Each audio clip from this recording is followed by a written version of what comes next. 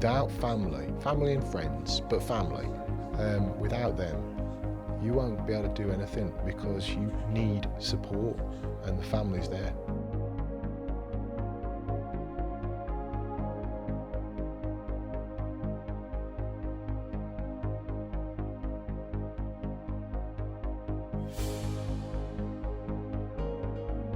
It's nice to be stopped in the street and from somebody you completely don't know and say, you know, that was fantastic, well done, such an achievement.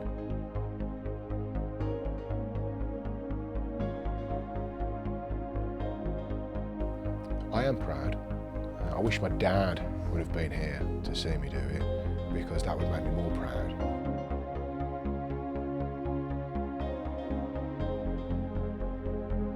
You have to be seriously mentally prepared. But, you know, training, it's all about training. On the 16th of March 2011, I took on the biggest challenge of my life, which was to lift a minimum of 250 tonnes over 24 hours and raise money for Beacon Centre for the Blind. Obviously, within sort of 7 to 8 hours of actually starting it, we realised that I wasn't just going to do 250 tonnes, and in reality my aim was always to do more than that.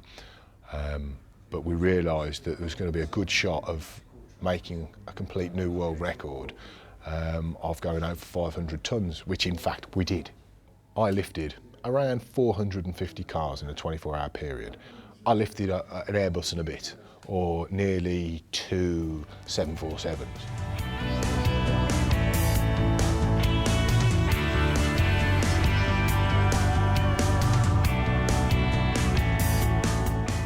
Started off so easy. It looked really easy, and it felt really easy. But when the press had gone, I started to realise that, you know, it wasn't just a challenge, it was something that no one's ever done before.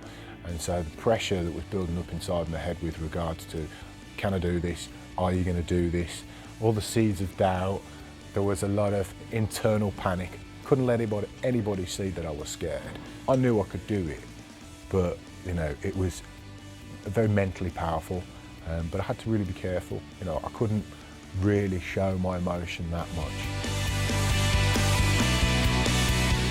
Having the people watching me was a big thing because it made me, you know, just sort of do the weight, but also, you know, learning to switch off and just get on with it, which is a sort of trait that I learned in the army. It's just like, that's your job.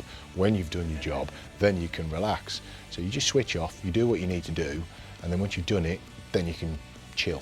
I couldn't let my emotions take over. I think that's, you know, that's a big thing. Don't let your emotions take over.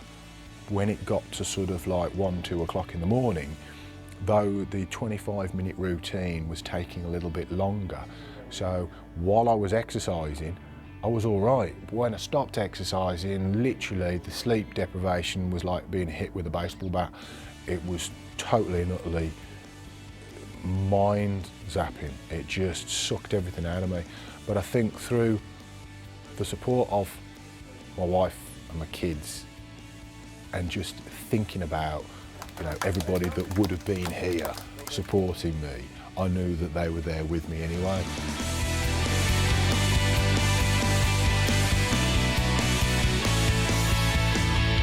When you're completely and utterly shattered and you feel like you can't do anymore, like at 4 o'clock in the morning when I was going from 4 till 5, my 25-minute routine literally took the hour, and supping on a cup of tea and eating a digestive biscuit and then being told you got to get straight back on it, it really was. It was a real downer, because my body was saying no more, no more.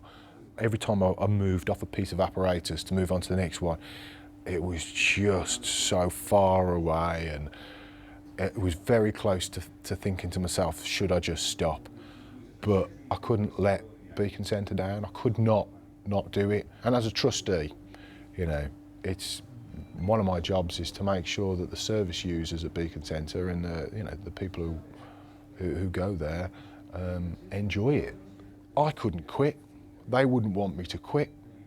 The people who are sponsoring me wouldn't want me to quit. So in reality, I couldn't quit. I didn't quit.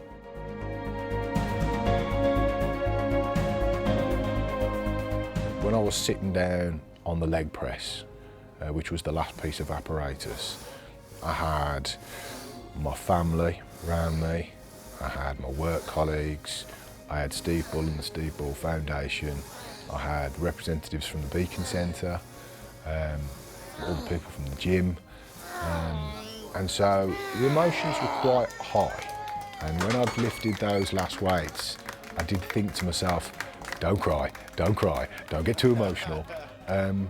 But it was such a relief to actually finish the weights.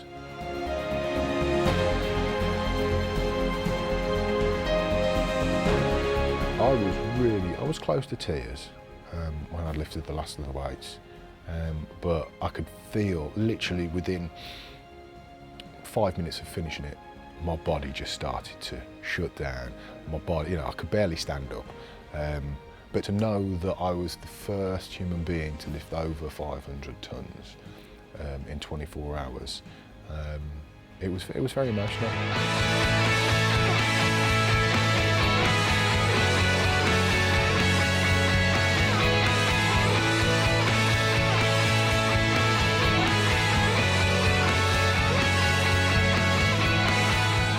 Probably sinking more if someone tries to beat it, because then what they're trying to do is they're trying to actually beat me and something that I've actually succeeded in doing. I am proud.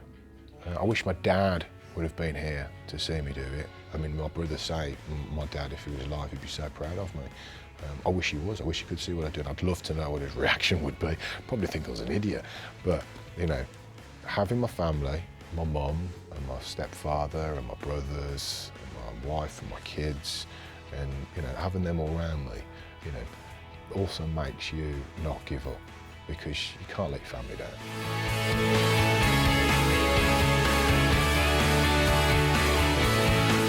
Whatever I do next, I don't think it'll be a 24-hour thing, unless there's someone brave enough and strong enough to try and break 507 tons. So if anybody's watching this, have a look at it, see if you think you can do it. If you can, take the challenge up. You'll get support off your family if you're going to do it, but find a nice charity to raise money for, because at the end of the day, it's not costing you anything, and if you can get people to put their hands in their pockets and give to a good cause, you'll feel a little bit proud of yourself. So, but I'm not committing myself to anything. No, the answer to that is I'm not committing myself to anything yet. But I will do something. I'll be back. You'll see.